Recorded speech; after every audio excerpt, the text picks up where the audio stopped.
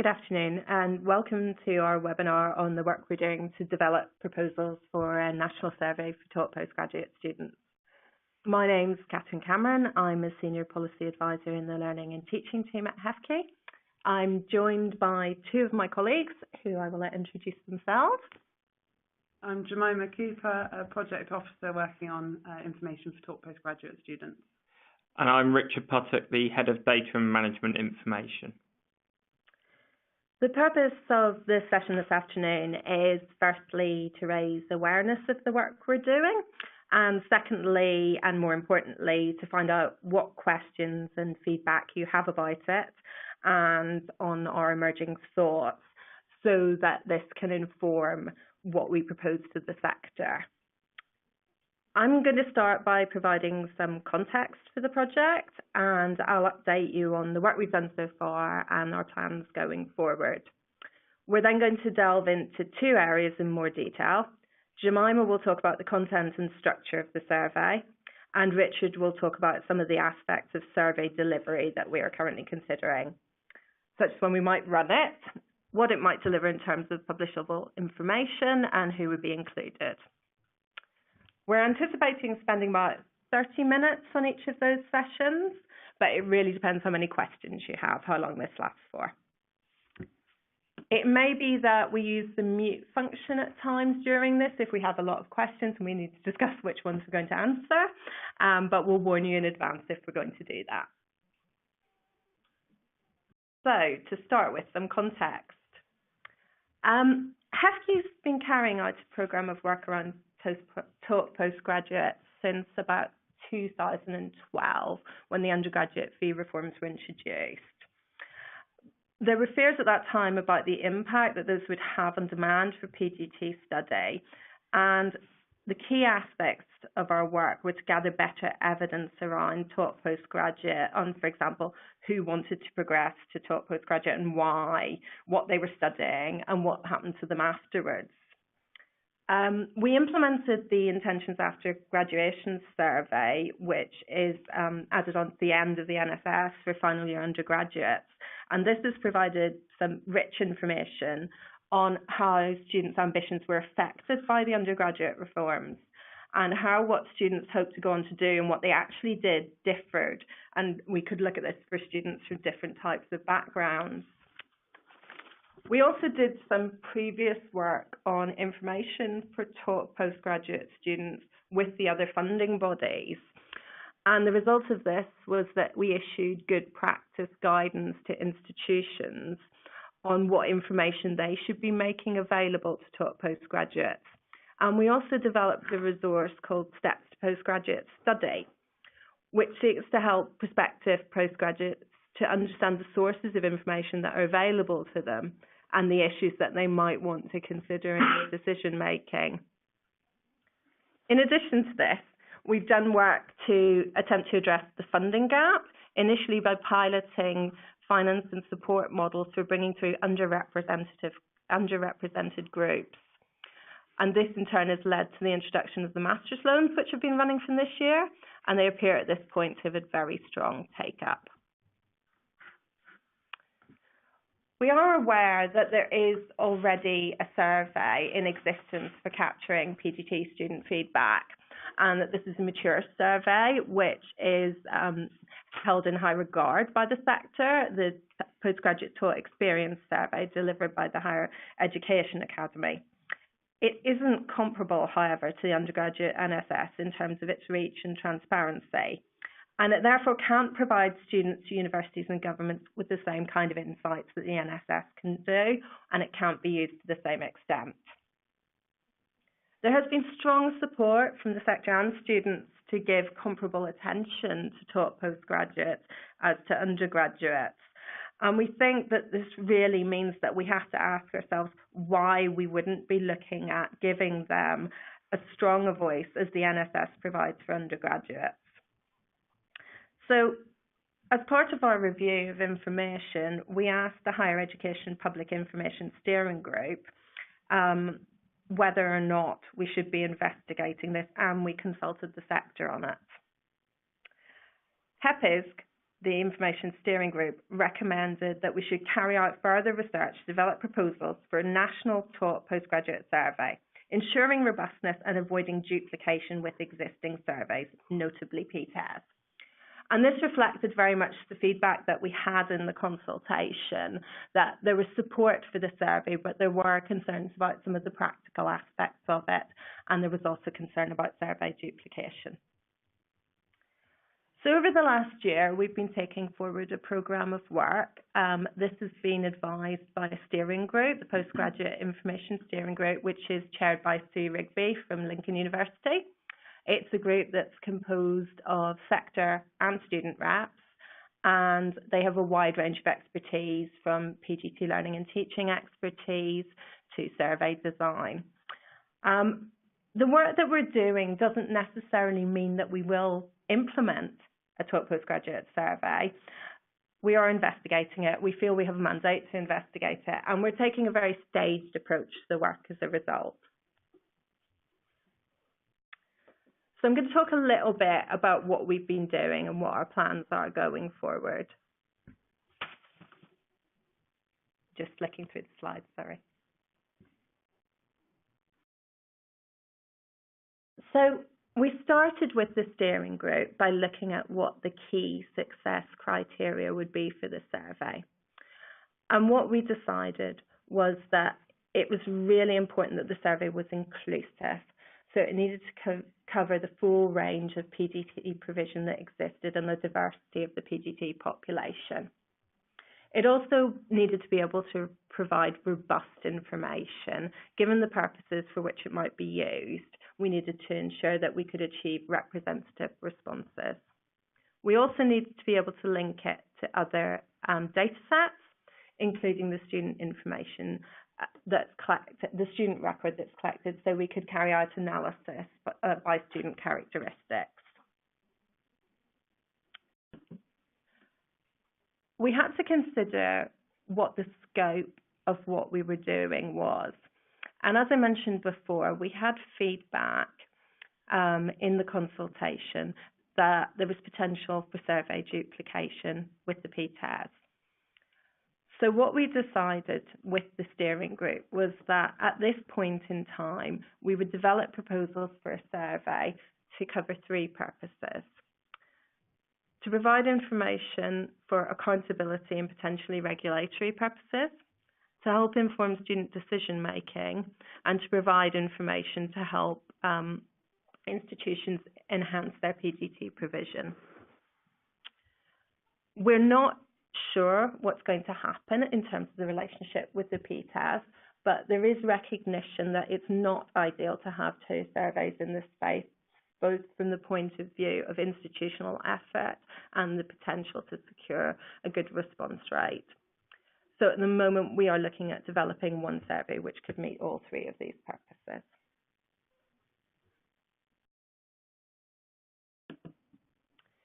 With the group, we've been looking at areas such as the contents of the survey, so what kind of themes it might include. And we've also engaged consultants to carry out work with sector experts and students to look in more detail at what they think is important about PGT study and what they think is distinctive about it, to try to identify what the content should be. And Jemima is going to talk later in more detail about that. We've also been looking at the more practical considerations, so things like timing and analysis of student numbers to look at what might be possible in terms of publication. At the moment, we're going through a period of informal consultation. We've had 2 events, and during the course of this session, we're going to feed back to you a little on what we've heard at those events about the proposals. And we're also talking to different sector groups. We will then go to our overall steering group, which is the Student Information Advisory Group, to seek advice on whether we go out and consult on piloting a survey. If they support this and it's supported by the boards of the funding bodies, then our intention is to proceed to formal consultation early next year. Subject to the outcomes of that consultation, we would then begin a programme of testing and piloting of the survey, and we would also look in more detail at the delivery approach and the approach to funding of the survey. with a view to having a second stage consultation before any survey was fully launched. So that's all I wanted to say in terms of introduction for the moment. So we're just going to have a look and see what kind of questions are coming in.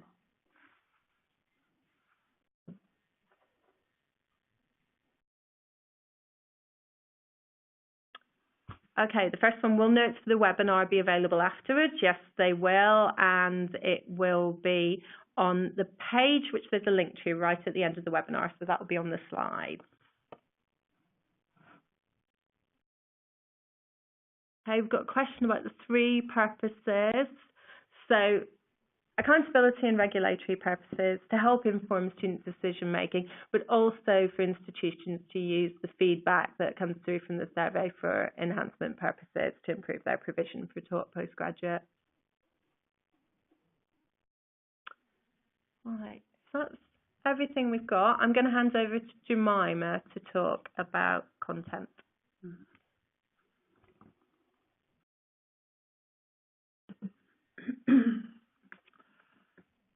Hi, just getting myself to the right slide. Here we are. So as I mentioned, I'm Jemima, working on postgraduate information, which includes PG steps, the steps to postgraduate study resource that Catherine mentioned earlier. But a large part of my work has been on the development of the survey. I ran the workshop on content and structure at the consultation events in September in Bristol and Manchester.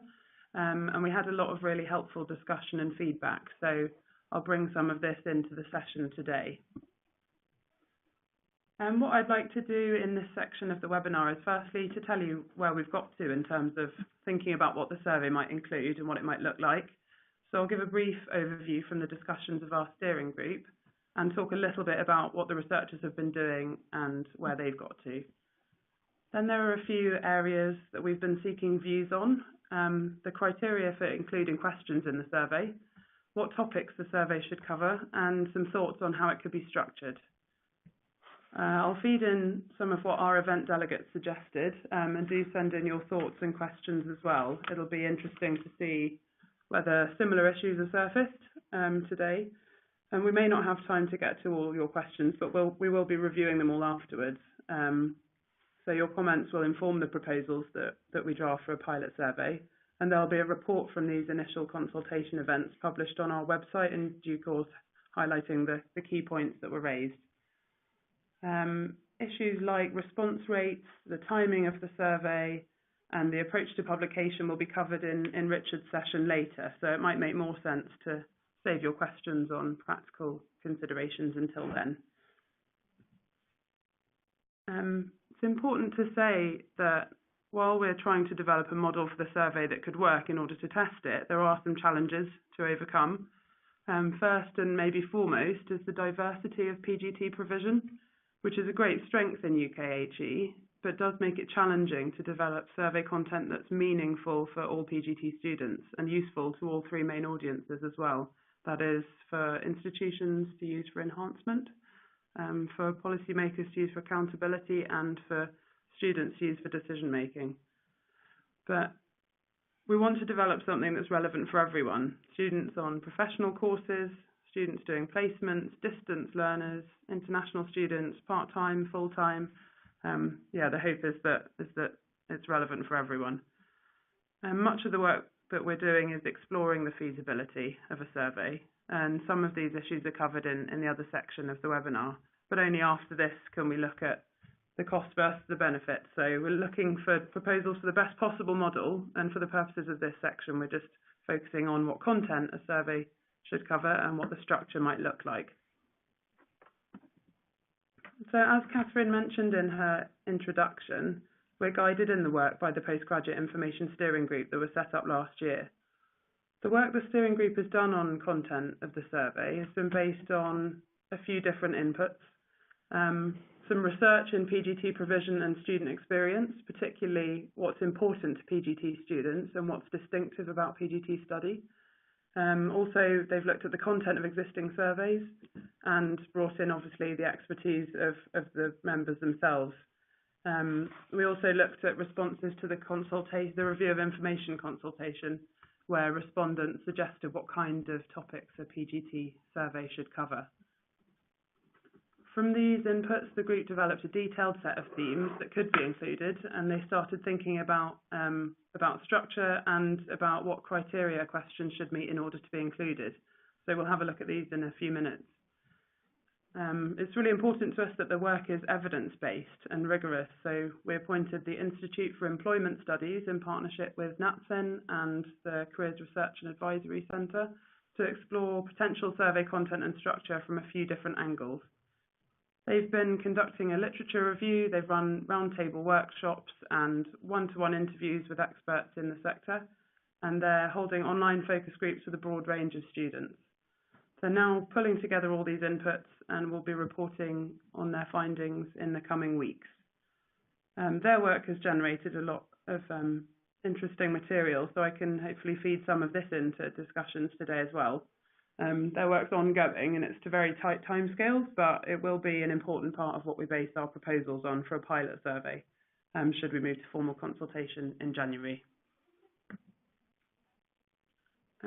I thought it would be useful as a starting point to look at some suggested criteria that any question should meet in order to be included in the survey.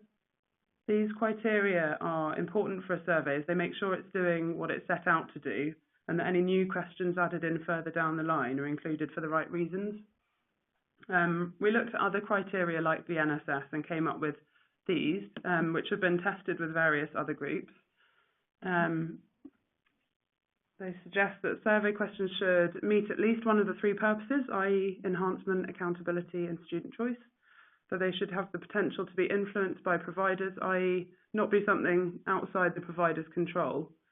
They should be concerned with academic experience, perhaps, be applicable across all PGT courses and providers, cover measurable and valid issues, deliver meaningful and useful data, produce results that are unambiguous in direction and address an enduring issue. So that's to say not a fleeting political concern, but a lasting issue. These criteria have been met with various challenges in other fora, so it'd be interesting to see what you think today. At the events last month, there was real interrogation of whether every question should be concerned with academic experience. That was one that was raised a lot. Firstly, delegates wanted to see contextual questions, such as motivation for study. And secondly, some thought that it was important to include things like pastoral care, student voice and community. And they didn't feel that these could be covered under academic experience per se. The other criterion that delegates challenged a lot was being applicable across all PGT courses and providers, that this was quite a tall order. And in fact, the diversity of PGT provision was obviously a central concern in discussions about content and structure of a survey. So we'll come back to this again. And if you have any other thoughts or challenges to the criteria, do send them in. I don't know whether we want to break now or perhaps have questions at the end of the section. I think I could just pick up a couple of questions that we've had in already, if that would be helpful. A couple of them relate to the previous section, which I apologise for. I think there's a bit of time delay with things coming in, and there's just a question around what was the difference between informal and formal consultation. Informal consultation is really where we're just going out and gathering views from the sector, and when we go to formal consultation, we will issue a document which contains our proposals, and we will ask for structured feedback on those, which we will then analyse, and that will form the basis of what we do next. In terms of how we would decide on institutions to use in the pilot, we had a question about that. That would be something that we'll do at a later date, and in whatever way we do it, we need to be mindful that we have a range of institutions in which different types of provision are represented. So I think while we're still to determine exactly how we would do that, we're mindful that we need to ensure that the institutions represented do encompass the breadth of what we need to address in this survey, really. Jemima, there's a couple of questions, suggestions really coming through in terms of content. I'm just going to say these now, but something about the community identity of PGT students, how much they feel part of the university environment. We'll probably pick that up later. Yeah. There's a question about how we're going to incorporate the experience of part-time students, given the large and continued growth in part-time PGT. Yeah. So I think, you've already said a little bit about that. Yeah, that's definitely been something that we've sort of borne in mind from the beginning, and also that came out quite strongly at the events last month. Part-time, there is a really big part-time population for PGT, and it sort of slightly relates to the other suggestion of including questions about community, because a part-time student would have perhaps a different idea of what kind of community they might want. Same goes for sort of distance learners. So we're very aware that, people's motivations and what they want to get out of PGT study and how sort of included and part of the institution they might feel will vary a lot. So it's definitely something that's formed part of the discussions in the steering group, and will be have to be considered carefully when we're developing content as well. Okay. There's a few questions here on coverage that are coming in, which we're going to cover later. So I think we'd let Jemima continue for the moment, and we'll pick up some of these questions later on. Okay, thanks. So moving on to content more broadly, the steering group came up with a long list of potential content, a wide variety of themes or topics that could be covered in the survey. This suggested grouping on screen just makes it a little easier to digest, and it was only a starting point, but it was a useful one at the events to get people talking. Quality of teaching was obviously felt to be key, but specifically at a level appropriate to PGT as opposed to undergraduate or other courses. The idea that there should be a step up of some kind. Development of skills and of links with research or practice were thought to be essential to include in a survey, and ideas of engagement and facilitating learning through good learning resources or by providing feedback in the appropriate way. These were high on the list. The group discussed student support and student voice is important to cover, and although it doesn't fit neatly in any group, the idea of transformation came up, that PGT study should be more about more than just academic learning, but involve some sort of holistic personal development was suggested. And then there were areas the group thought it was important to ask about, but that didn't fall into the usual categories, like what the students' motivations and expectations were. What we were exploring at the events was whether there's anything missing from this list, whether any of the topics are particularly important, and if there's anything that's not relevant to your course or to your students. We're particularly interested in understanding what particular audiences within institutions and within the student body think is important to capture, and in light of that, have we got the content right? So how does this vary between types of course and types of institution? What do prospective, current and past students think is important to cover? I mentioned earlier that delegates at our consultation events felt that questions on motivation for study were important to ask. They also saw motivation as affecting how respondents would answer questions, as it would determine what's important to each student and obviously affect their experience of PGT study. That came up a lot. They also particularly highlighted the role of employers and that they should be involved in survey content because of the high proportion of professional courses at PGT level. And something that was well supported at the events was the idea of having an advocacy question at the end, i.e. sort of, would you recommend this course? It was felt that this captured an overall sense of the student's impression of the course. So I'll just bring up those starting themes again, and the researchers are obviously going deeper into all the themes that have come up in their bits of research to see exactly what we might want to measure. Hopefully we'll have some time to read out some of your comments, but as with all the rest of this, we'll review everything afterwards as well. I don't know whether I might pause and have a little look at questions now.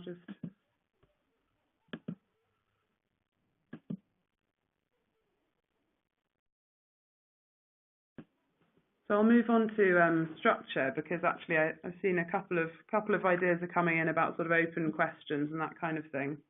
And I'll just leave a bit more time at the end of this section to go through the other suggestions.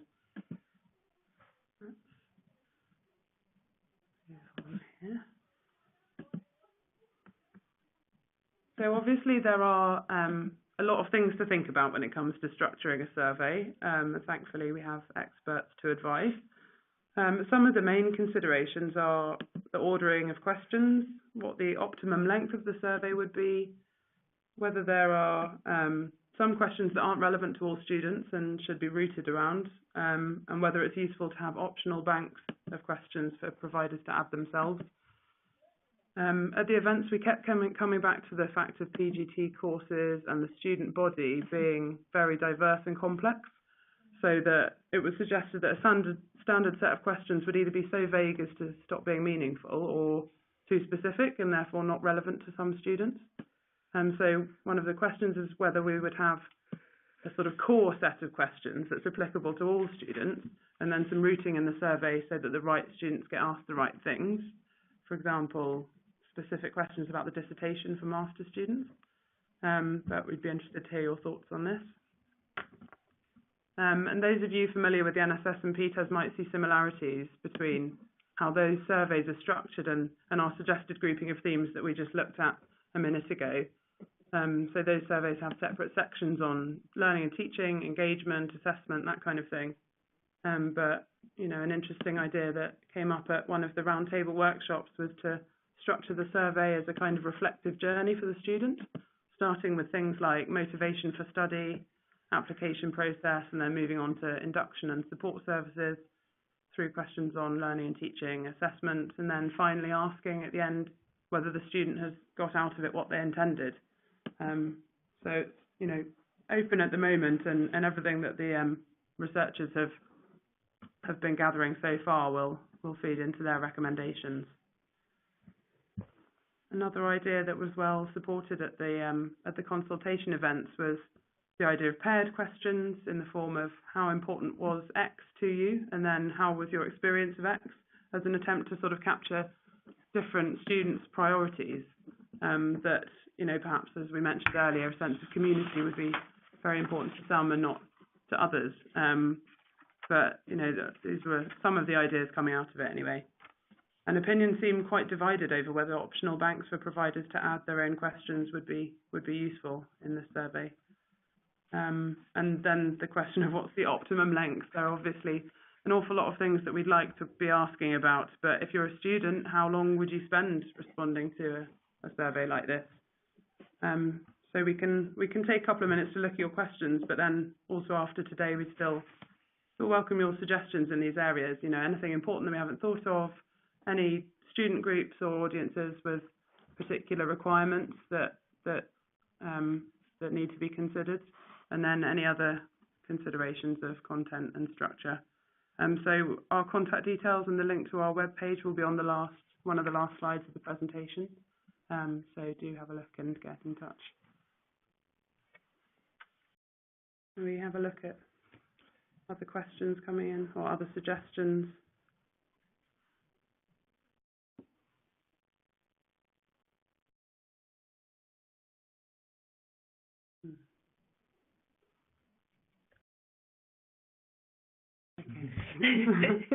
We've just sorted some questions for Richard, so I'm telling Jemima not to look at those ones.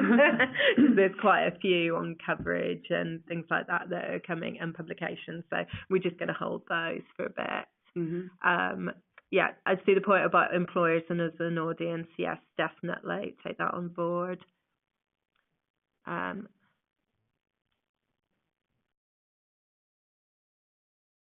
Do you want to pick up anything on employability and career outcomes? To mind, there's a couple of questions about employability there. Yeah, that did.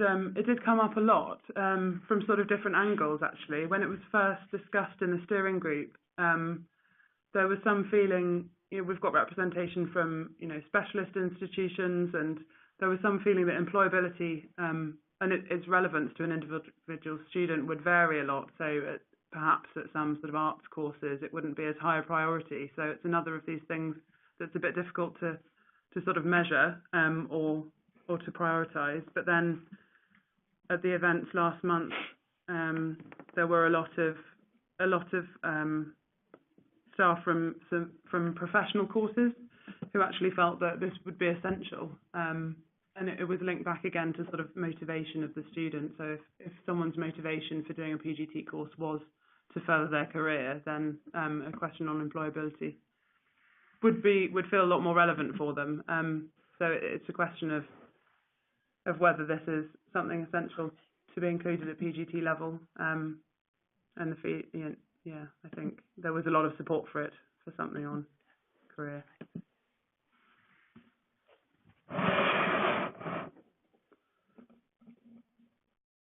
So yes, that's something that the consultants will be looking at from different perspectives. So from student perspective, but also from their expert roundtables, and whether today a PGT course is often taken for those reasons. Just going to have a further look through the questions.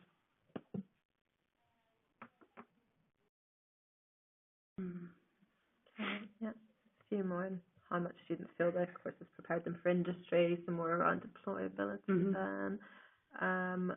We've got something here on asking about the level of enjoyment students experience on their courses, in addition to looking at quality of the provision for them. So that's an interesting one. Has that come up before? No. So Not exactly. We've got that. Sorry if you've covered this. A request for institutions to add their own questions to the survey. Yes, that was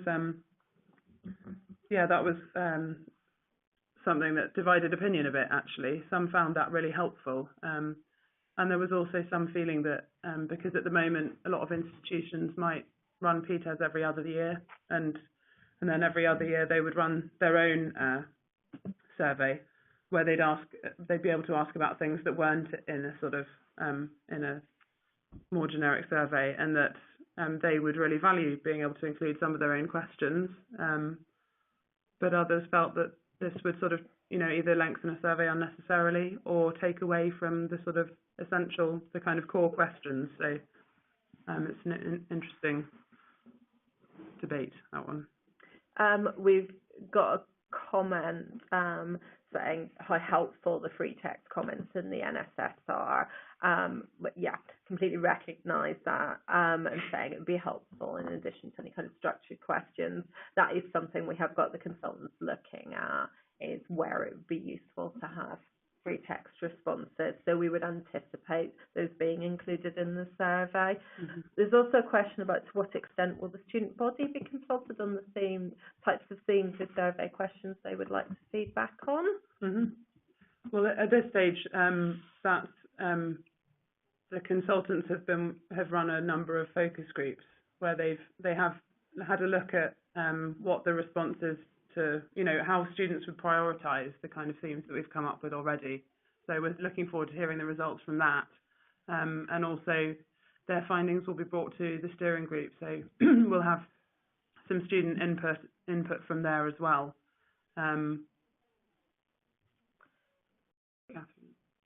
Yeah, and there was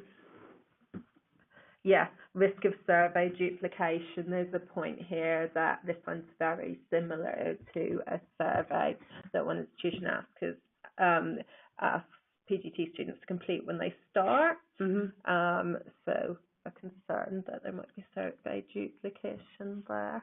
Not sure.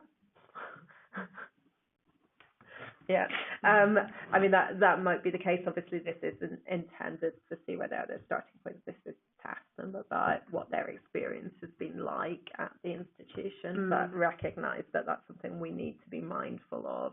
It's called survey fatigue. Yes, and then it ties in a little bit with the idea of timing as well, because some institutions said yes, they did ask their students certain things at the beginning of their course, and depending on at what point along someone's course the survey is run, there might be doubling up of efforts, or but that sort of ties into the timing question that will be covered in the later section. There's a question about should we have an overall satisfaction question, like question 27 in the NFS? again, that sort of divided opinion a lot at the events.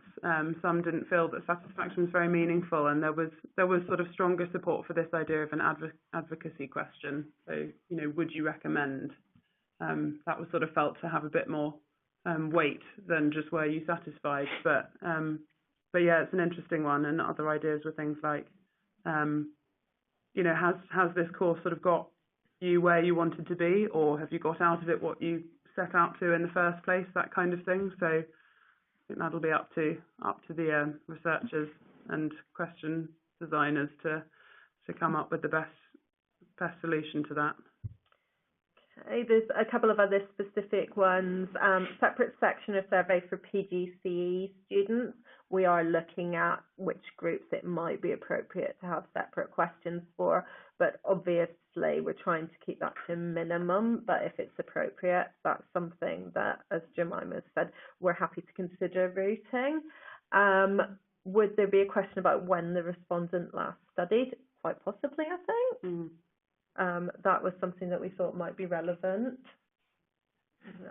Sorry, Richard. Yeah, sorry. I mean, some of those things we might be able to get through data linking, and I'll deal with some of that a bit later on. Would the survey be administered externally, like the NSS and Ipsos Mori, and therefore would results be released in a similar way in an aggregated form? Richard's going to talk a little bit later about publication, but yes, I wouldn't imagine that this would be a survey we would think it would be appropriate for institutions to deliver. We would see it being administered centrally. Is there still a desire to have PGT level TEF, and how will this survey feed into future versions of this? At the moment, PGT's TEF isn't something that we see on the horizon in the immediate future.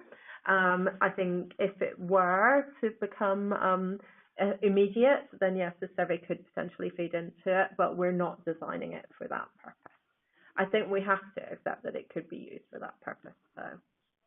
There's a question about publication thresholds, which Richard will cover, and talk about delivery method. Jemima, can you see anything else? No, just sort of more support for questions on community and identity, which we did hear a lot of. Be interesting to see perhaps one of the outputs from the student focus groups would lead into this, whether that's sort of more important at PGT level or interesting. And there's one I've missed, which was, will the survey ask about intentions on post-graduation, so similar to what we do with IAGs for the NSS. Okay. So that's an interesting one, particularly in terms of PGT as a vector for PGR. Yeah, that's an interesting one. I think we should consider. Yeah. Don't have an immediate answer, but I think it's a valid thing to ask us to go away and think about. If you had separate sets of questions for, say, PGCE students, would that be in addition to the main question set? I think we definitely want at least a basic set of questions we could compare across our institution as a whole, and indeed across other institutions. Jemima, Yeah, no, that was sort of one of these big questions about, if you had a core set of questions that had to be applicable to everyone, what would they look like and what would that mean? And then what would you need on top of that? Yeah, like you say, to capture the experience of students on specific courses like PGCE, which we know is a large proportion.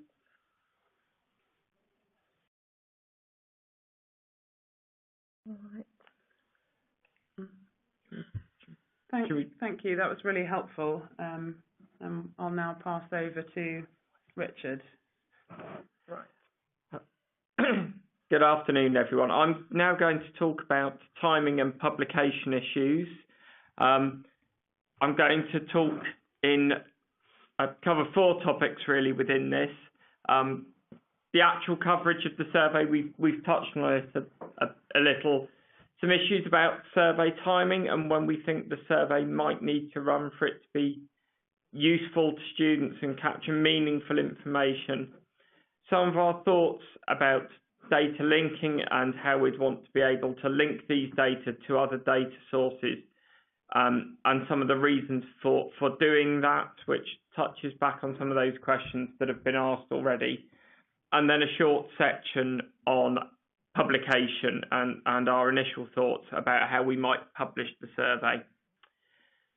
Okay, as you've probably picked up already, the survey coverage we're thinking of is that it would be all students who are aiming for a formal postgraduate taught qualification. That would include PGCE students and exclude those students on integrated masters who are already included within the National Student Survey. Our thinking with this is that we would like to go for a broad coverage to ensure that all students have a voice and have the ability to comment on their provision, and that, as I say, it would dovetail with the National Student Survey. So those integrated masters would stay in the National Student Survey. And the reason we are considering leaving the integrated master students in the National Student Survey, it's about the information sources and presenting this information. Those students, in terms of information and choices, are far more like undergraduate students than postgraduate students. They are students who are applying with a level 3 qualification, whereas PGT are applying with a level 6 or higher qualification. So the only students that PGT students that would be excluded would be those who are just aiming for credit or not aiming for a formal qualification. For students on research masters, where there might be a taught component, or students on a sort of 1+3 PhD program, I think we're not expecting those to be included within the survey, as they are primarily research programs, recognising, of course, that many PGT courses do have a significant research component within them, but we're looking really at the end qualification, the dominant part of the qualification. So a 1+3 kind of arrangement on a PhD and a research master's, we're not currently thinking would be in. Obviously, if people do have views on those things, we'd be more than happy to hear them. I'm just going to pause very quickly to see whether there are any questions coming in that I haven't answered. Our expectation in terms of just coverage of providers, which some have asked about, is that it would be all providers, much as the NSS is. So alternative providers would be included, as would further education colleges who offered taught masters provision within the coverage of the survey. Were there any more? Yeah, so students who are aiming for a there's been a question about sort of students aiming for credit, and if they're just aiming for credit, I think they would be excluded, is our current thinking. If they are aiming for a qualification and doing so on a flexible sort of credit accumulation model, then we would expect them to be in. So it's about whether they're aiming for a qualification rather than whether they're aiming for credit, and the precise mechanism they're using to study. I should, of course, mention, because it's relevant here, although not included on the slides, it's all modes of study as well. So we're expecting full-time students, part-time students, distance learning students, e-learning students, all of those to be included within the survey. Students intercalating, we haven't been asked about this before. I suspect we might not include them, but we haven't given it any thought, and we will take that away and think about it a little bit more. I mentioned distance learning. Our expectation is at this stage that we would be looking at distance learners within the UK rather than those outside of the UK. Obviously, as Jemima has mentioned, so part of this is around accountability, and so there is a lot going on with the regulatory framework currently. So yes, absolutely clarified. PG DIP students and PG Cert students would be within the coverage of the survey. I'll move on a bit now, as I think we've covered all of the questions we've currently had in. If something does occur to you, or you're taking time typing, we can cover it later. Anyway, there's a general questions at the end of this section. Okay, so survey timing. We've looked at sort of 4 broad options for survey timing. They are a single survey window, so much like the National Student Survey, we pick a time in the year, a 2-3 month period, and every postgraduate taught student is surveyed within that window. The problem with that is with the NSS, and I don't want people to get obsessed with this being like the NSS. I think we're perhaps thinking of something a little different, or perhaps quite different.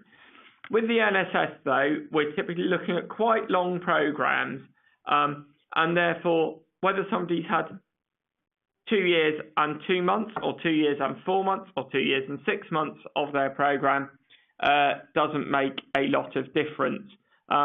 Obviously, there is quite a big difference between somebody who's done 2 months of a PGT programme versus somebody who's done 11 or 12 months of a PGT programme. And that was one of the things that worried us a lot about the single survey window, is we felt it would be much more important to get precisely the right point, given the relative brevity of postgraduate taught qualifications. And I've got some statistics coming up later. You might have expected that from an analyst. We could look at a post-completion survey. So don't worry about getting people at a particular point. Don't think about doing it within. Do it after students have finished. The primary issue with this as an approach is that actually a lot of students on postgraduate taught courses, and particularly masters, are overseas students, and getting good response rates from those students once they have left the country will be both difficult and potentially very expensive if we need to pick up the telephone and call them. So that's our primary concern over that, is how we might actually try and hit a response rate and ensure that we got good and representative coverage, particularly for those programs that have very high levels of international students. The last 2 options are really quite similar. We could have a permanently open survey, jumping straight to the last option, whereby students were we surveyed, 2 weeks before they ended, or a month before they ended, or whatever. Obviously, that would be very burdensome.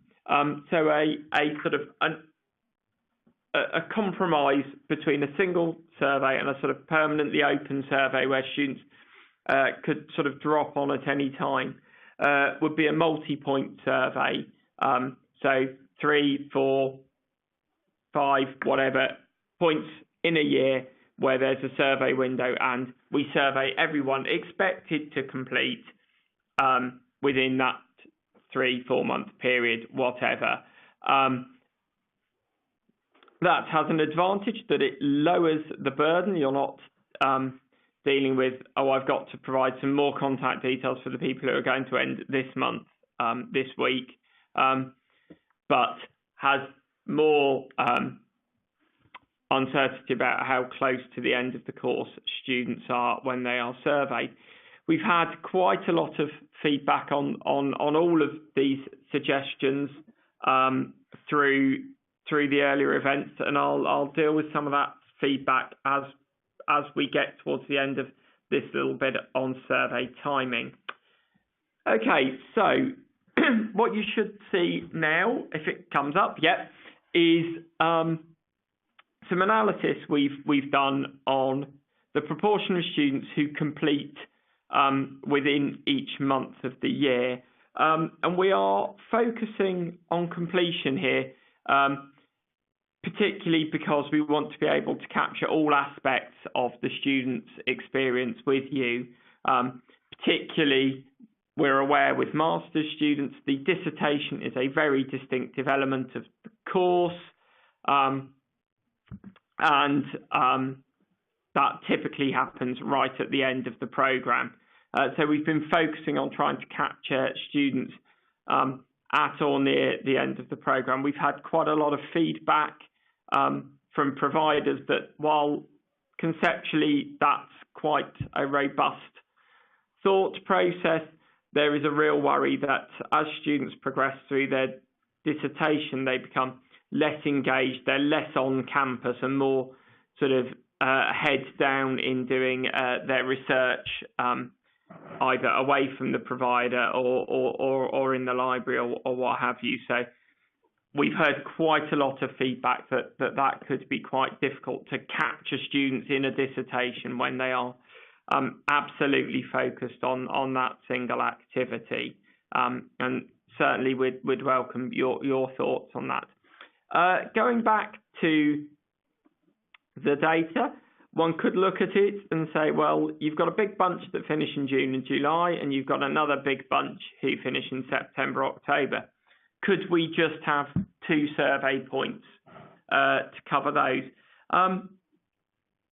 There is quite a compelling argument around those 2 particular time periods, but actually the data we see here masks quite a lot of variation by individual providers. So while at a sector level, there's a very large proportion in September and October and this big group in June and July, for individual providers, some of these patterns look really quite different. And particularly for some alternative providers and some part-time students, or even some subject areas where we see particular variations.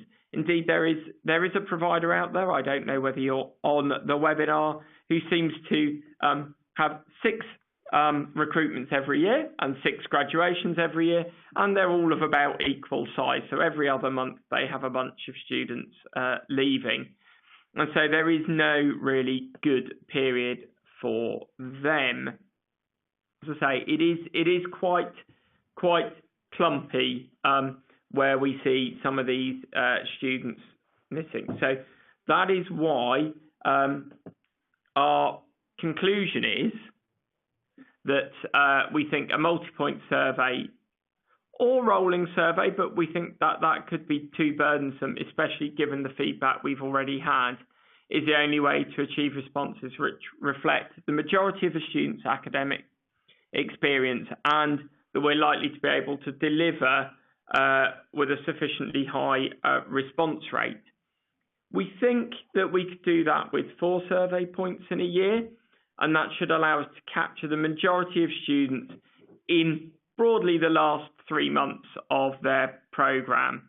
As I've said, there was significant concern from people at the live events about burden and whether there was a need for every provider to engage with every survey point, whether there is some way that providers could opt out of some survey points to reduce burden. And we've certainly been listening to those concerns, and we welcome further feedback throughout this process on ways where an objective of capturing students, the majority of the students' academic experience could happen, and we could equally reduce the burden on providers.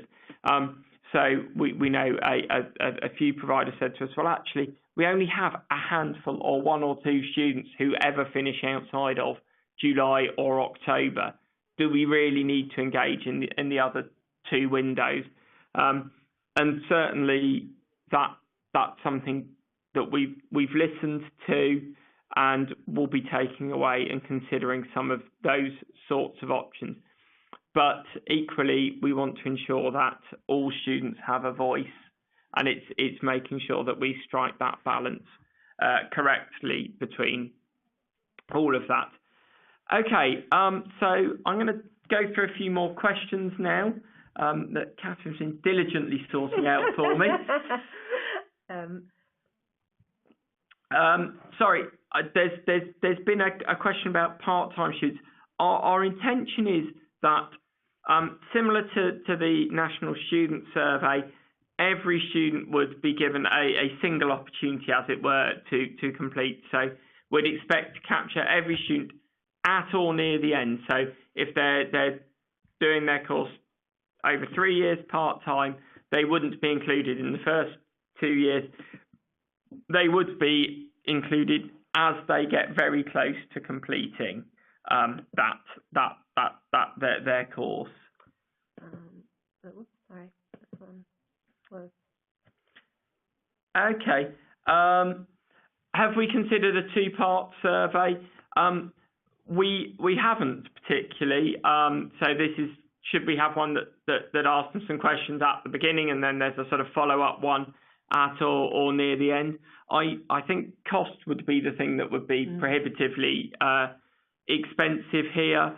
I'll get on to response rates a little bit later, but actually we think the telephone is going to be an important part of this survey, and that does significantly add to costs. Yeah, there's a couple here which are about practical challenges, so comments, difficulty of contacting students when they're submitting dissertations, when they're working on that. Also, comments internally about July and August being a very busy time for NSS admin, so capacity to work on a survey in that time would be limited. Let me just see what else is coming through that we haven't had.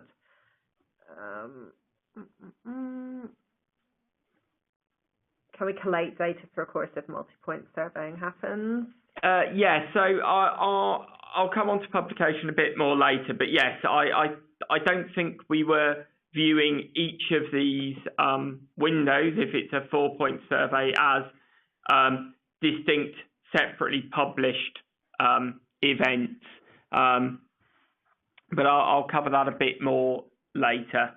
This one here is rather unrealistic to think that having more than one survey window a year wouldn't be burdensome. I think we recognise that running the survey more than 1 point in the year would involve additional effort, both in terms of promotion and delivery, but it's a trade-off really against the quality of the information that you would get, and that's what our consultation is primarily going to be about. As Jemima mentioned, it's, given what it would take to deliver this, is the output worth it really? Are we going to get what we need from it?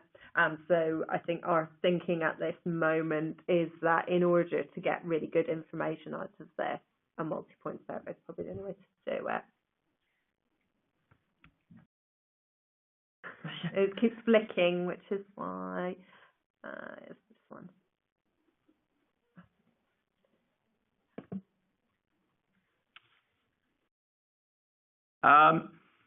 So I think there's some questions about how we might identify the eligible population for the survey and those sorts of things. This survey is, it's going to take us some time to develop, as you saw from the timeline earlier on. Obviously, HESA Data Futures is coming for those of you who subscribe to HESA. For FE colleges, you already make a mere 14 returns a year to the Education and Skills Funding Agency. So we think there will be options to utilise some of the enhancements to the data landscape that HESA will be delivering as part of Data Futures and those data that already exist in the FE sector to think about streamlining some of those processes around identifying the students to be included. And potentially that could see those returns could be vehicles for collecting the contact details themselves. One of the other things that's been raised a lot when we've talked about this before, just while Catherine's checking any other questions, is around promotion, the difficulty of promoting a multi-point survey and the confusion that might cause for students who it's hard to give a clear message to. No, we know this survey is going on in June, but you don't fill it in until September, and those sorts of issues. And we think that's a real concern, and we'll have to think very carefully about how this survey can be promoted, particularly in the context of students who might be doing a dissertation where the only person who might be seeing them might be their dissertation supervisor. There's a comment here, there's likely to be an issue with students who build their qualification as they go, deciding to go from a cert or dip and then onto an MA and making that decision quite late on. I think one of the things that we're going to try to seek to understand when we do go out to formal consultation is just really how late on changes do happen, to inform us about how we might deal with things like that. There have been a few things like this that have been flagged as we've gone along. Yeah. Okay, I'll move on now. As I say, there will be space for some more questions at the end of the seminar anyway. So we think in order to get real value from this survey, we're going to need to be able to link the data to other data sources. Much as we do for the National Student Survey and Delhi and everything else, we would expect to be able to link this back to individual students' student records. That will allow us to obviously pick up things like gender, ethnicity, course subject, all of those things. But in the fullness of time, we can link back to earlier educational records, including things like the NSS, and we'll be able to link forward to the outcomes from HESA's new graduate outcomes survey. So we think that will reduce burden on individual students in terms of having to provide any information to us, but will allow very rich and nuanced information to allow us to analyse the data. As Jemima said in her earlier part, we think there might be some questions that you just have to ask anyway, such as motivational questions and things that wouldn't normally sit on student records and such like. But we think it's going to be important that we have that linking back and that we have that ability to link in and add in all of those demographic and study details from records that are already held, so that we minimise the burden on students and maximise the value of the data. And as I said, things like HESA's Data Futures programme might well help with some of this. It might help with some of populating the data, and it will certainly help with us being able to publish things in a far more timely manner. Were there any questions coming up on data linking, Catherine? No, not yet. There's a couple of points before that I was just going to pick up. One is about the work we're doing on learning gain and whether that will be taken into consideration during the design of the survey questions. Yeah, we'll be looking at that when we're looking at the outputs from the consultants. Say trade-off of burden versus data quality. Do we have a measure for that? No, not at the moment. This is a very specific one for Richard. Will you add a field that identifies at which survey point students joined the survey? Yeah, so I mean, as it's probably not obvious to people outside of HEFCE, but as we do with the NSS, we know exactly when students started being included in the survey, and we know exactly when they responded, and we also know interesting things like what devices they respond on. So if those things were important for onward use of the data for providers and those sorts of things, then clearly those those could be included. And I'll come on to a little bit more about publication now, I think. Just move the slides on. So we're thinking of consulting on publication in two stages. We're going to consult on some elements now and some following successful piloting. Obviously, all of this is highly dependent on us having a successful pilot. So, you know, we need to work out whether it will work, and we're going to, as I say, consult separately and in two parts on publication. So in thinking about publication, the things that we need to consider is, you know, where should we publish? What, if any, publication thresholds should we have to ensure the data are robust? The level of detail and that we publish at. Any breakdowns in responses? So are there, as it were, responses that should never be aggregated? Are there splits that really need to be applied to make sure that these data are as useful as possible? Should we include benchmarking of responses in the same way that some of the NSS data are benchmarked, in the way that you know, performance indicators or TEF metrics are benchmarked? And then more detailed thoughts about the approach to presentation of information. Obviously, a lot of things in terms of publication and detailed presentation we can't do until we've got some questions that we know we're going to ask, as the exact nature of a presentation will depend on the exact nature of questions. So until we've got the questions, we can't think about exactly how we should present them.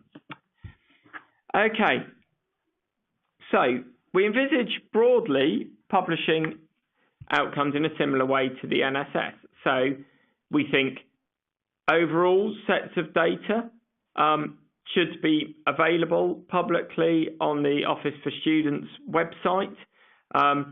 So there's currently a huge amount of summary and detailed information that we make available on our website.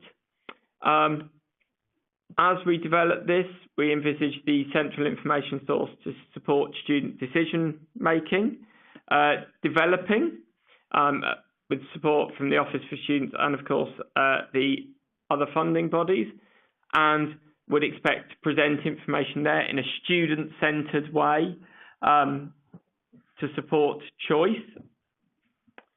We expect to publish an open data set so that other providers of information can consume the outcomes from this.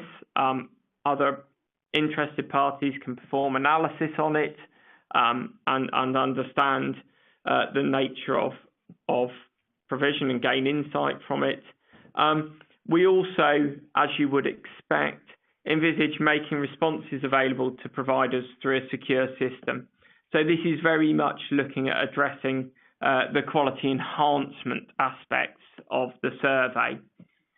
So making sure, much as you do with the NSS through the NSS dissemination site run by Tech, that you have very detailed, very flexible information available to you so that you can understand your particular strengths and weaknesses in respect of PGT provision. Wrapped around this, as I said before, I think while we might want to feed back information to providers based on each survey window, so that you have rapid information to allow you to address issues, to look at enhancement questions. Our expectation and null hypothesis is that the sort of big push would be an annualised publication covering, if it's a 4 points in the year survey, the most recent 4 points, and we'd have to think carefully about the best way to roll those 4 points up. One suspects you'd want to do it following that very large group of students who finish in September, October, particularly thinking ahead to the applications for the next year. So, as I say, we'd envisage feedback to providers being more rapid, but there being a rolling up to some sort of annual publication for the other uses, so that those data are reliable. Might want to take a couple of questions that came up both earlier and now. Just a couple of points about how information would be fed back to providers. This one is about the thresholds and what kind of data they will get back. I'll come a little bit onto publication thresholds. And this was something that was raised actually in the consultation events we had. As people who are familiar with the NSS will know, we apply, even for providers, very strict data protection thresholds of we won't show you data on fewer than 10 students. So we will show you data on a course, but you need 10 respondents. Obviously, that's more problematic in the postgraduate taught space, where courses are typically much smaller. One of the issues that was raised at previous consultation events was, could we change that? Could we change the way we collect the data so as to remove some of that requirement for student anonymity? And there were views put forward that actually that would not affect students' willingness to participate or to give honest and frank feedback. We're certainly listening to that and thinking about whether and how that might affect responses. But as I say, currently, if we adopted the same fair processing notice, the same sort of guidance that we give to students about how their data might be used, then programme level, where you had fewer than 10 respondents, would be problematic. Programme level, where you have 10 or more, we would clearly want to facilitate. But it is an open question of, could we change the fair processing notice to allow providers to see the data, and what impact might that have on the quality and frankness of responses? The issue here is slightly different to the NSS. The NSS is done in January and students graduate in June. If we were running a survey in September for students who are going to complete their masters in October, there might be something that we could say, well, your provider won't know anything until after you have completed. There may be ways we can manage that. Were there other things? Somebody's asked, how would we handle neutral responses? Neither agree nor disagree. I think actually that poses a question. Will they be questions on a type scale that needs to have consideration of that? And I think that's genuinely an open question that will come out of the work we're doing with students to determine the detailed topics that need to be covered in questions, and what is the best way to ask those questions. So while it's always easy to draw comparisons with the NSS, and I think if we had scales similar to the NSS, we'd treat the neutral responses in the same way. We should not presume that it will be a questionnaire composed entirely of Likert type questions on a 5-point scale. We think there may be topics in this survey that lend themselves to different styles of questioning. I'm just going to pick up one thing before you move on, because I think the rest are covered later on potentially, which is there were a few questions earlier on about the information appearing in league tables. I think, as we've said, there will be a public data set. We wouldn't be able not to have a public data set. So I think we have to accept that it may be picked up and used in that way. Yeah, absolutely. Were there any other points? I think they're all related to things later on. Okay.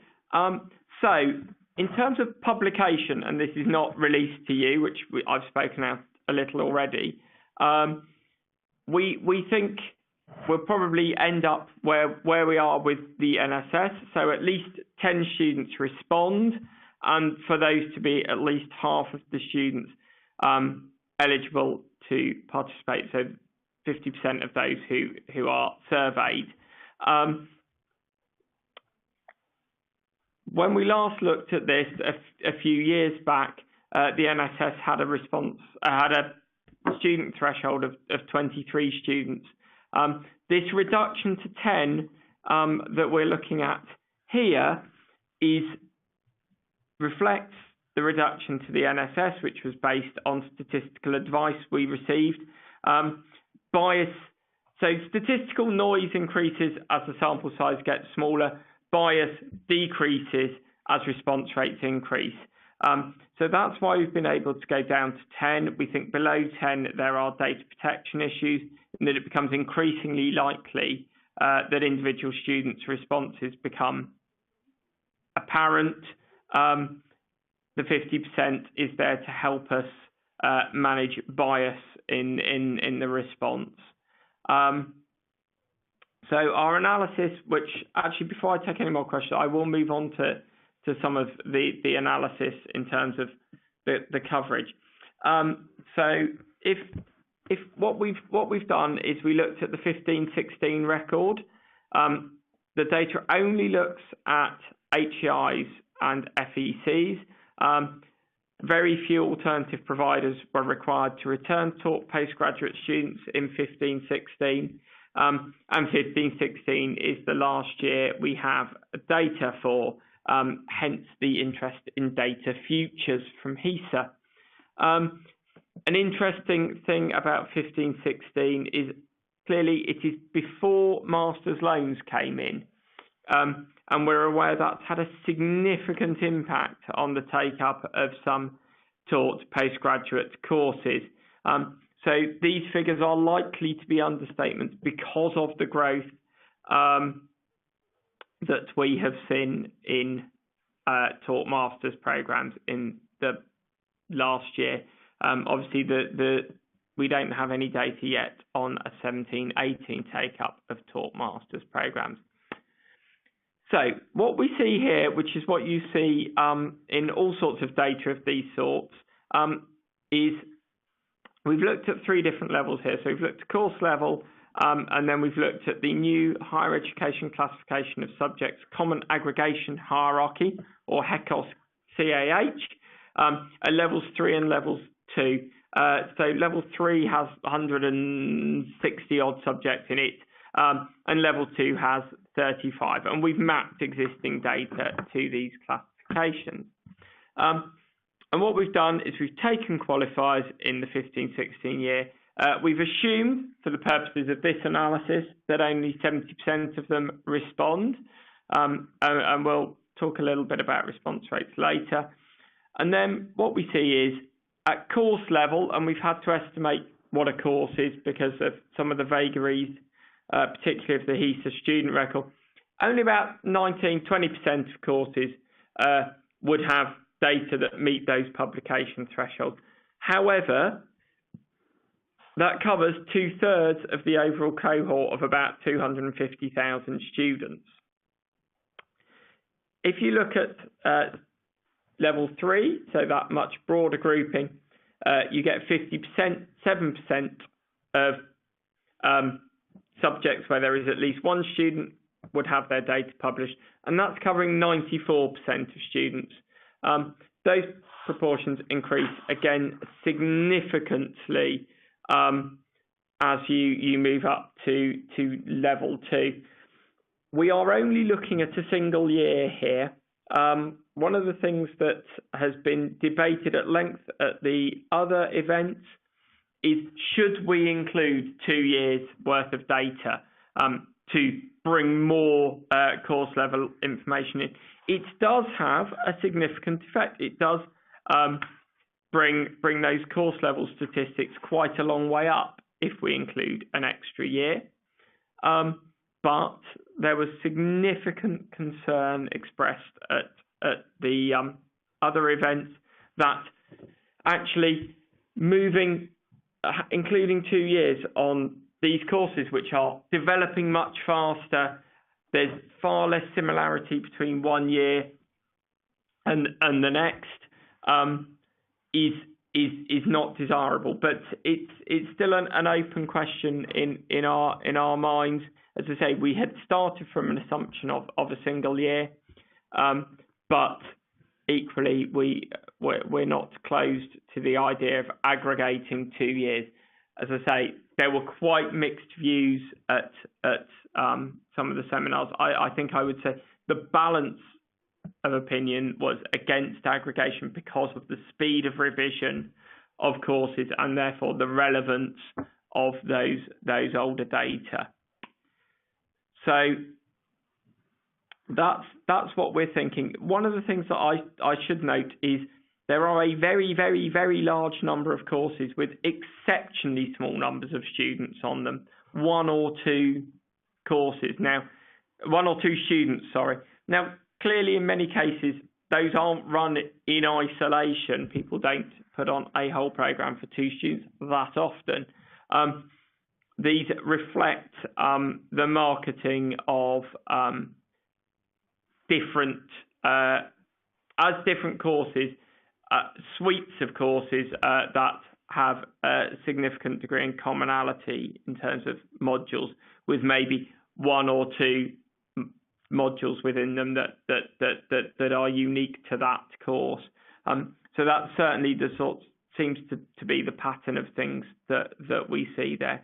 So whatever the publication threshold, unless we did allow it to be 1 student, we would certainly see a significant number of courses that would not have data, because, as I say, that there is this group of very, very small courses. Moving on, before I take any more questions. Sorry. In terms of publication, we've presented figures with no breakdowns in them there. We are expecting to need to apply some splits to the data to ensure they remain meaningful. So we might need to, for example, split by mode of study, so not aggregate full and part-time. We might feel that it is essential that we do not include masters in a subject with PGDips in a subject. Indeed, we think there might be different questions, particularly around the dissertation, that would not be asked to students on a PGDip. We need to balance that against ensuring that we don't fragment data so that they are either meaningless because they'll have too much statistical noise in there, or that we can't publish. We know that a lot of people have expressed an interest in saying, well, we need to capture motivational questions.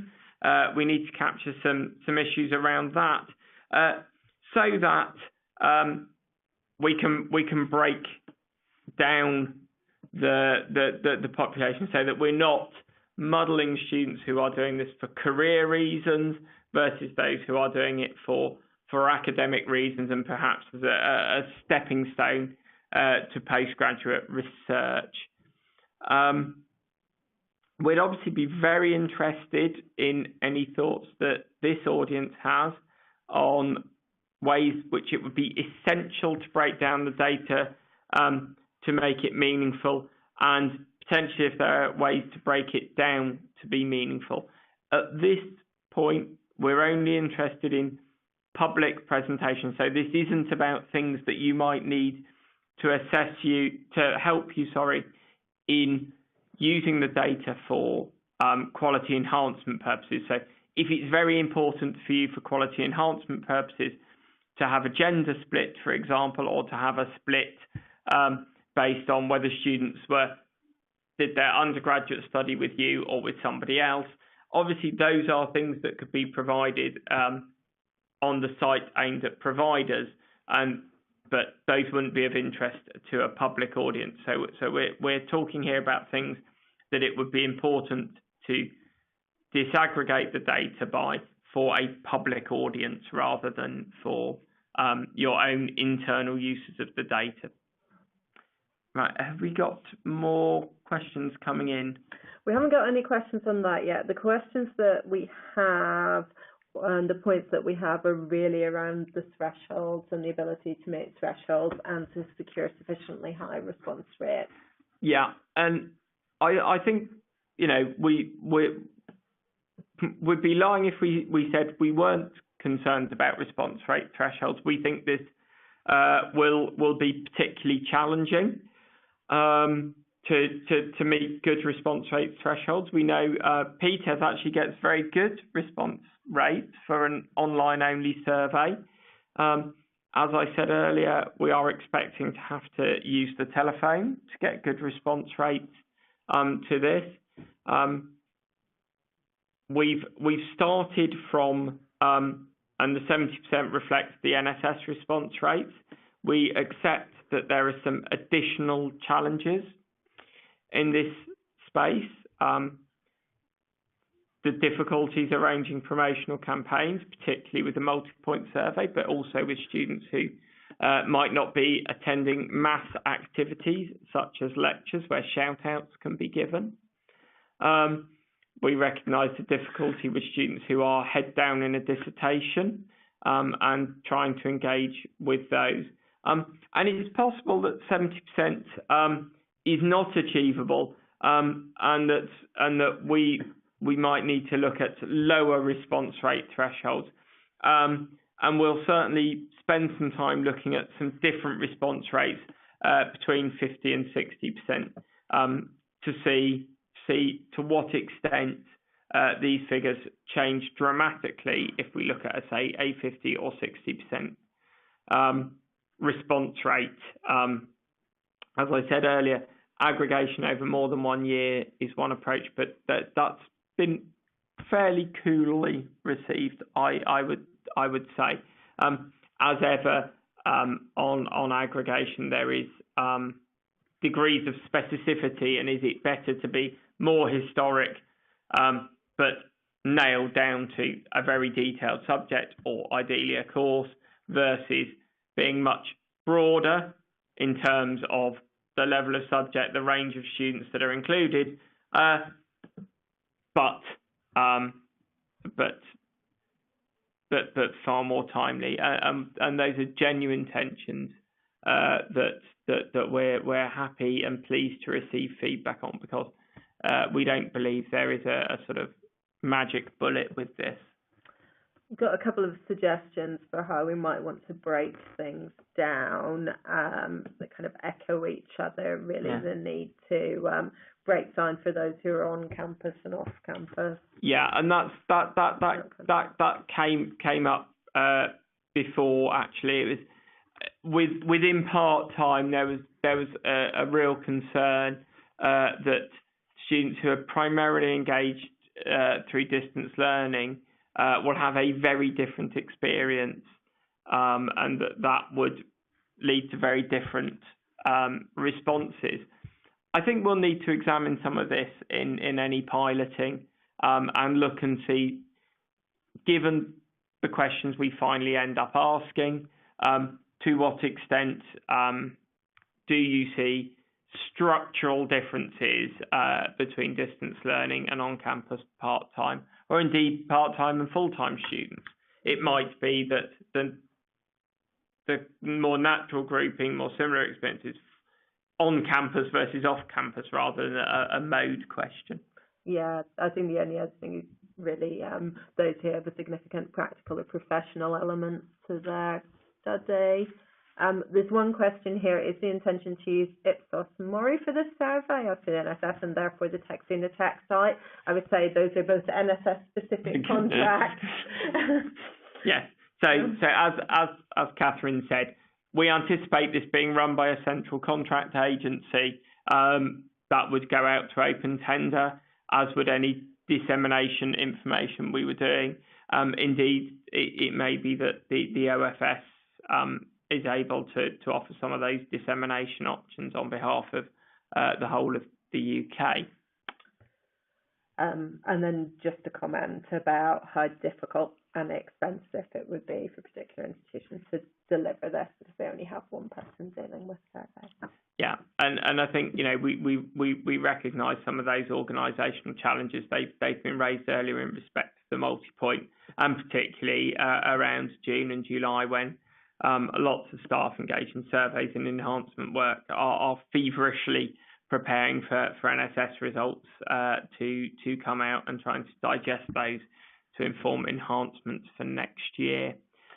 And just picking up, there's another one here about breaking down whether it has a dissertation or research project, and I think that's something that we recognise, Richard's already said we recognise we might need to do, particularly if there are differences in the questions that we ask. Yeah. Okay.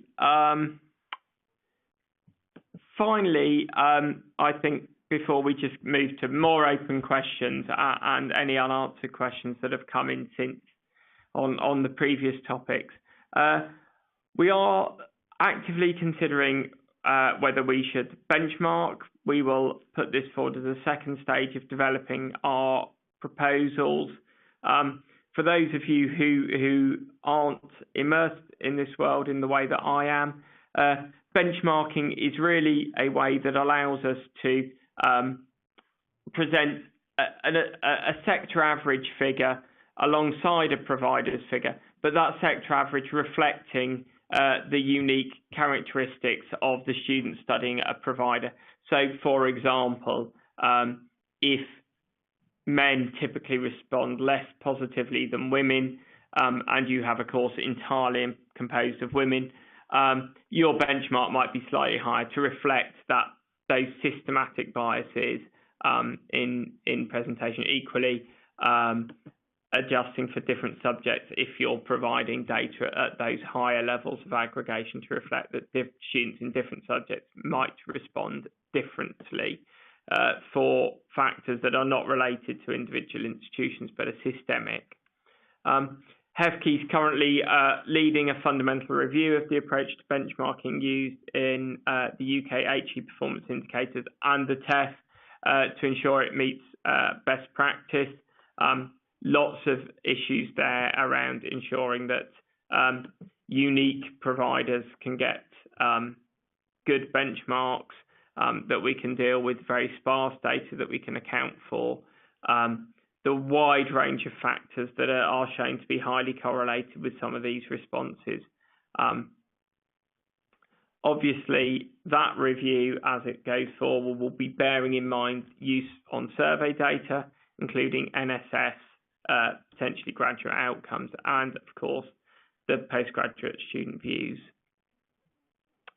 So we're bearing that in mind and we're thinking about that. That's the end of our slides. That's the end of everything that we specifically wanted to say. So we'll now just take a few more questions across the three of us before closing up. Okay, there's an interesting comment here. We need to work on an agreed sector PGT typology to help understanding the very disparate set of PG qualifications and used for grouping outcomes. Yeah. Yeah. Are results likely to be presented at institutional level and at some form of subject level? I think for different audiences, we would present results in different ways. I think we have to look at what's feasible and also do some more work, particularly in terms of how we're presenting information to prospective students. Here's a suggestion, Richard. Sorry, which one? The bottom one. Somebody suggested we add high and low absolutes onto this as per the Teaching Excellence and Student Outcomes Framework specification that was published earlier in this week. I think there are issues with that when we get down to very small cohorts. Those sorts of things work well at provider level. but become increasingly challenging as you get to smaller areas. I think it's not something we'd be thinking about in terms of a publication now and initial publication of the data. I think we'd be far more likely to focus on benchmarking in the first instance. Very important question. What's it going to be called? What's the working title acronym? Well, it depends who you listen to. If you went to some of our consultation events, you'd think it was called the PGT NSS, which we're not using. Richard has a nice name for it, I think. I think it's a postgraduate student view survey. But at the moment, we've got quite a long name, which is feedback survey for taught postgraduate students, but we're working on it. What's the time frame for development implementation? I think the earliest we're seeing this being implemented is really 2020. It depends what the responses are as we proceed, how successful piloting is, that kind of thing. But we will need to go through a phase of testing and piloting before implementation. When we proceed with this, will also be determined on the approach by the approach to timing. So when we run the survey will impact. This is a detailed one about publication. Data published should be 2 decimal places to ensure accuracy for reporting in institutions. Will there be a minimum overall response rate? I think this comes back to publication. So our thing is to be published, we'll need a 50% response rate. I think given the size of cohorts that we have, there'll be a very strong focus on maximising the response rate. Obviously, keeping in mind that has cost associated with it. So the minimum we think is 50. Below 50, I think we'll end up with data that are not published, but obviously, as we would currently, still made available to providers for enhancement purposes. But I think we'd be looking to achieve, as I say, something significantly higher than 50% across the sector, just to allow us to publish that detailed data and make those results as useful for students, for accountability purposes, and indeed for enhancement. A question, how engaged are the SU with this? The NUS are quite engaged with it. They sit on the group. We also have a student representative in our steering group who was put through a different process. So we had an open nomination process for the Student Information Advisory Group, and we selected some students for subgroups based on that. He's at Stirling. Yeah, Stirling University. He's a VP for Education there. And so we're working with students. We've tried to get some more students involved in this webinar, so they are engaged. NUS are supportive, but obviously concerned about any link to a possible future PGT test. But in terms of a vehicle for the student voice for PGT students, they're very supportive. What about... Yeah, PTE's response rate, yeah, we're aware it's in the 30%. A survey season, this has come up, a survey season during the NSS period. So there's one survey,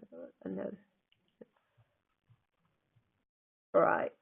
Yes, we realise that a lot of institutions do operate like this, and this would be a very different type of process for them. Yeah. No, take that on board completely, and we understand that's one of the challenges with this.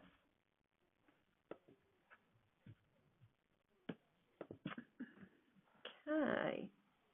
So just going to leave it another moment in case there's anything else coming in. I'm going to put this forward so that you can see on the slides the link to our webpage where we have the where we're putting the slides from the webinar, and we also have some more information. We put Jemima and my contact details up here, but obviously we can filter things through to Richard if we need to. And that's the web address if you'd like to find out more, and things like the steering group membership are on that web page as well. And let me just if there's anything else come through in the meantime. No, that looks to be about it. Okay, well, thank you very much for your time this afternoon. We hope it's been useful. We've certainly got some useful feedback here in terms of things that are consistent with what we've been hearing at the two other events, but also some new things to think about and look at. And yeah, we will hopefully be proceeding then to issue a consultation in the new year on proposals for piloting, and we'll be arranging some more events then when we have a firmer idea of what proposals will be. And for anyone who wasn't able to join for the beginning, or if you want to share this with colleagues or with your students, in fact, the recording of this webinar will be on our webpage that's up at the moment in the next few days, along with some material from the events. So do share it if you wish. And thank you very much. Thank you. Bye-bye. Thank you. Bye.